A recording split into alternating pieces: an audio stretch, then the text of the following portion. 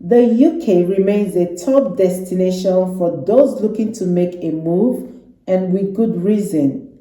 Whether you're in search of good healthcare, good education, good jobs, geographic location, amazing history, culture, diversity, or natural beauty, the UK offers all and more in spades. The UK is also a well known melting pot, which makes for a unique and exciting place to explore. Hey lovelies, welcome and welcome back to my channel. Thank you so much for clicking to watch this video. If you're here for the first time, you're welcome. My name is Ammy. I'm an immigration content creator living in Portugal. I create content on jobs, travels, study abroad, everything that has to do with immigration. You'll find them here on my channel. Please consider subscribing to my channel for more informative videos. Thank you. So today's video is about a recent announcement made by the UK Prime Minister on immigration. If you're considering moving to the UK for work, congratulations to you, because the UK government is making it a lot easier for foreign workers because of the labor shortage the country is experiencing. I previously made a video about this when Liz Truss was still the Prime Minister of the UK. I explained that she had a plan of creating a new visa that would allow foreign workers to come into the UK for work in order to help the UK's economy. But then she couldn't achieve that before she resigned. So 3 days ago, 10th of November to be precise, the new UK Prime Minister Rishi Sunak made an important announcement regarding this, which I'll be sharing with you guys in this video.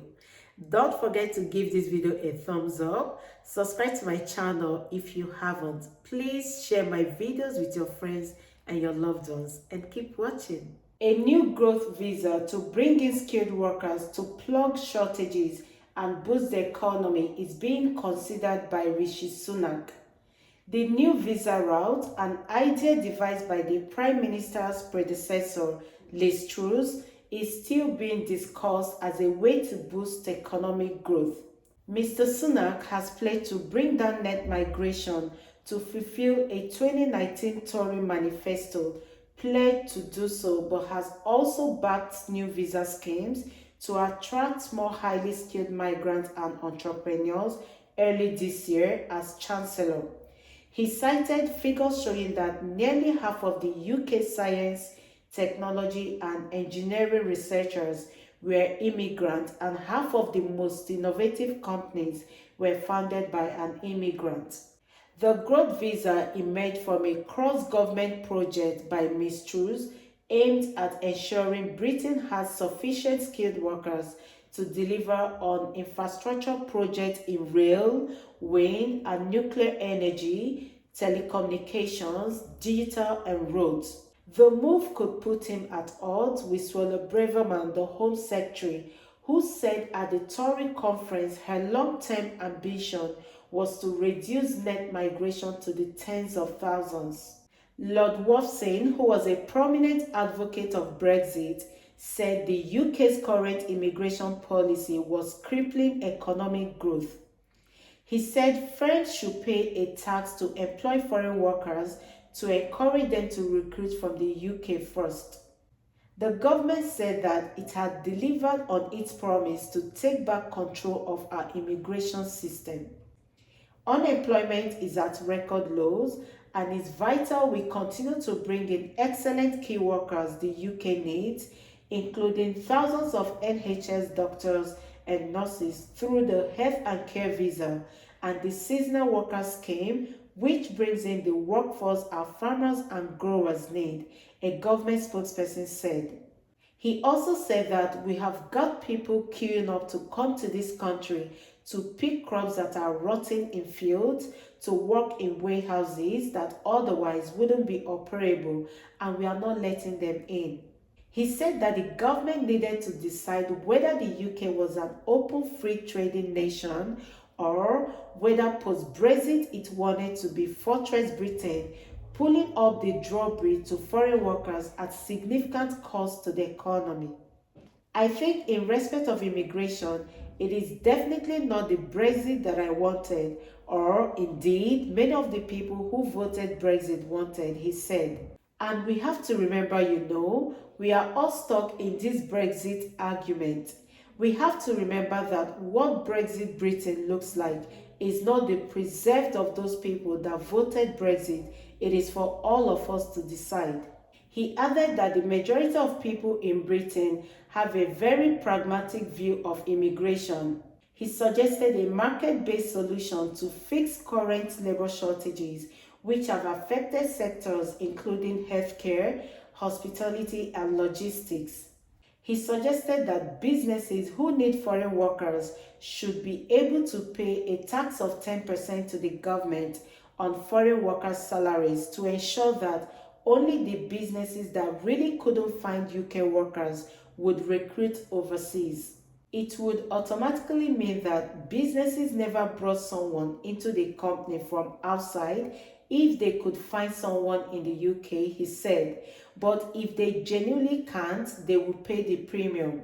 According to the figures from the Office for National Statistics, net migration to the UK was estimated to be about 239,000 in the year ending June 2021, a slight fall from the previous year's figures of 260,000. The figure was driven by immigration from non-European Union countries.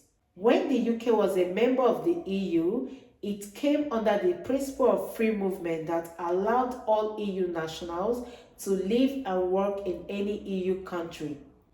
But on 31st December 2020, this freedom ended by EU citizens coming to the UK and for the UK citizens going to the EU. Last month, a survey by the CBI Business Lobby Group found nearly three-quarters of UK companies had suffered from labor shortages in the past 12 months. Nearly half of the companies surveyed wanted the government to grant temporary visas for roles that were in obvious shortage, the CBI said. In the summer, the aviation industry asked for special immigration visas for overseas workers, but the request was rejected. Understaffing in the industry had been blamed for the flight cancellations and delays at airports. The government has introduced a skilled worker visa scheme for some occupations facing shortages.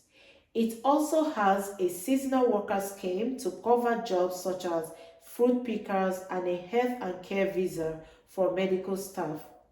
Lord Wolfson admitted that 2023 would be very tough for consumers and businesses, but insisted that many businesses should not expect government support that should be targeted at the most needy.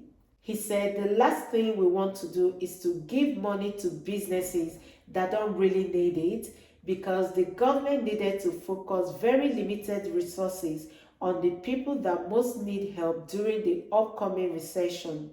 That is the people who are going to be cold and people who are going to be hungry, not businesses that want a break on their taxes, he said.